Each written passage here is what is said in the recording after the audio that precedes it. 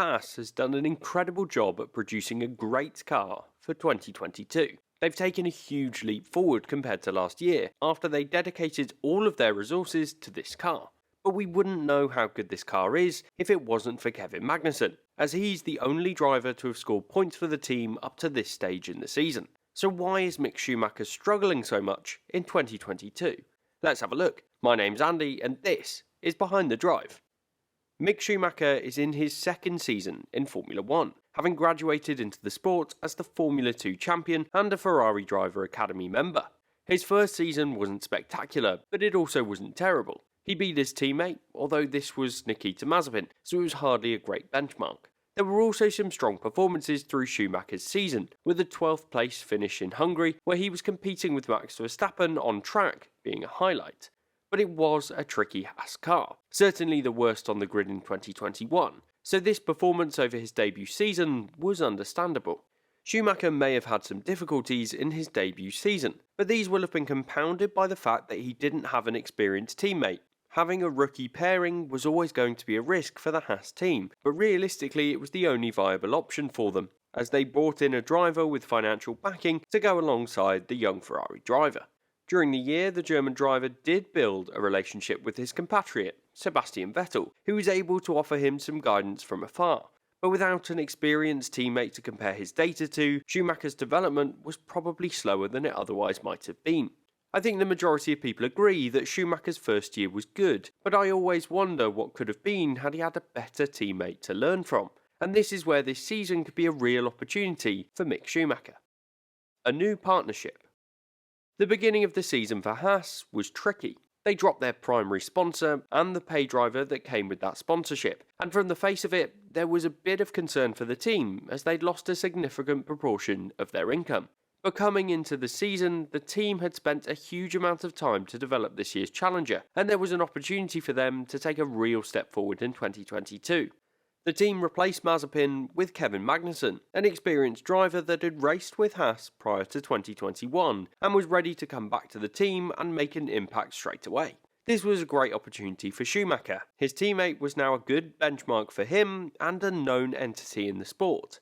This season would now be a chance to prove himself against an established Formula 1 driver and show that he's deserving of his seat. Now you could argue that being a Formula 2 champion more than proves he's worthy of his seat on the F1 grid, but there have been champions of that category in the past that have failed to make their mark in the sport. Stoffel Vandoorne is a good example of a driver that failed to prove himself in the early part of his F1 career with McLaren, up against Fernando Alonso, and as such he was subsequently dropped from the team and the sport, and has failed to get back to the grid ever since. So this is one of the reasons why Schumacher needs to prove himself in the sport now. And with his surname, there's possibly even more of a reason for him to want to show that he is deserving of the seat with Haas on merit. The partnership between Schumacher and Magnussen appears to have started off well. Both drivers have expressed compliments for their teammates, with Schumacher in particular highlighting the value of Magnussen's prior experience and how he's been learning from his approach to an F1 weekend. This clearly shows the importance of having an experienced teammate alongside a driver that is new to the sport.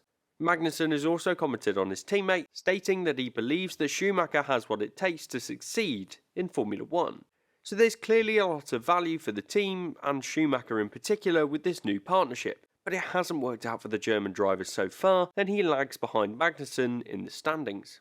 So before we take a look at why that is, I want to take a moment to ask you to consider subscribing to Behind the Drive. I'm aiming for 50,000 subscribers by the summer break, so if you haven't already and you're enjoying the videos, then please do hit that subscribe button. Thanks.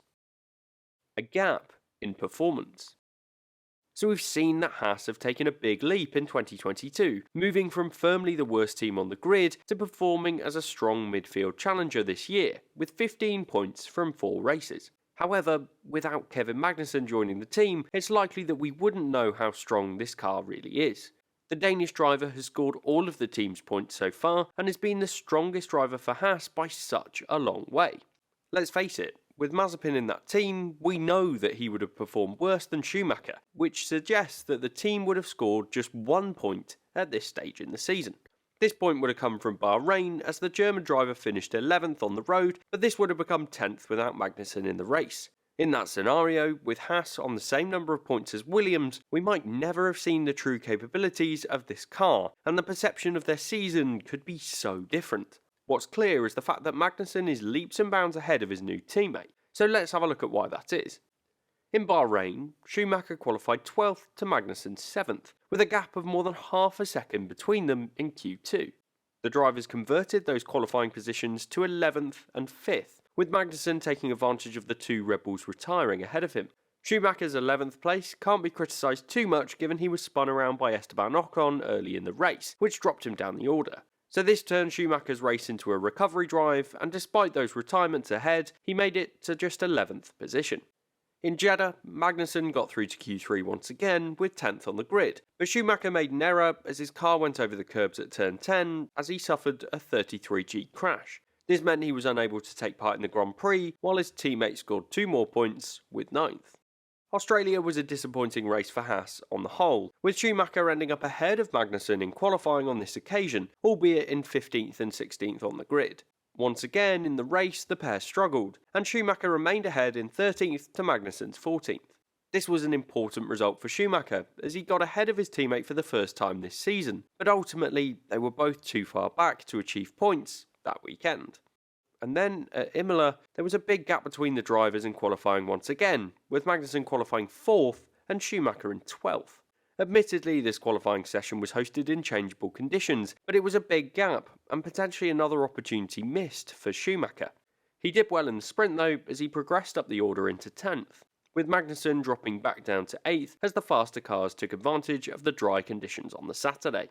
And then in the race, once again Schumacher failed to capitalise, with a spin at the start dropping him to the back of the order bar 1, and then further incidents through the race. It was a poor performance, and another chance of points gone begging.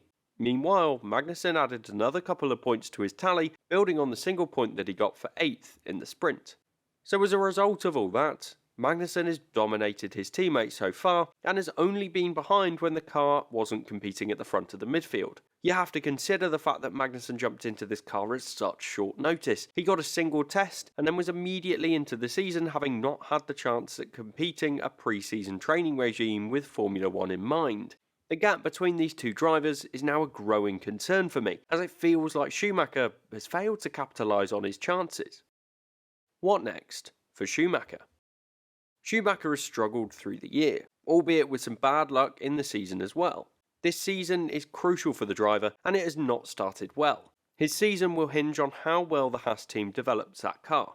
The development of the cars this year is absolutely crucial, and Haas do have less resources than some of their rivals right now, which could mean that they fail to keep up with them on track as we progress through the year. If that's the case, and Haas drop backwards, then Schumacher may regret not capitalising on his chances at this early stage of the season.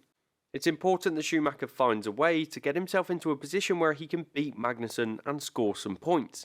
Right now, the pairing is great for the team with a good mix of experience and youth, but if Schumacher does not start to perform soon, then doubts will be cast over the driver. He's a Ferrari Academy member, but in that group alone, there are many others that are ready for their chance in Formula 1 and could easily replace him in that seat in the future seasons.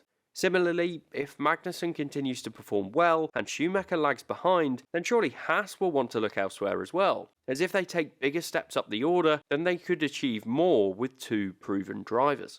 Ultimately, the team took a risk back in 2021 by taking on two rookies. Right now, based on the early part of their season, that risk isn't paying off. If you want to learn about another driver that's taken risks that aren't paying off, then you might want to take a look at this video about Daniel Ricciardo next.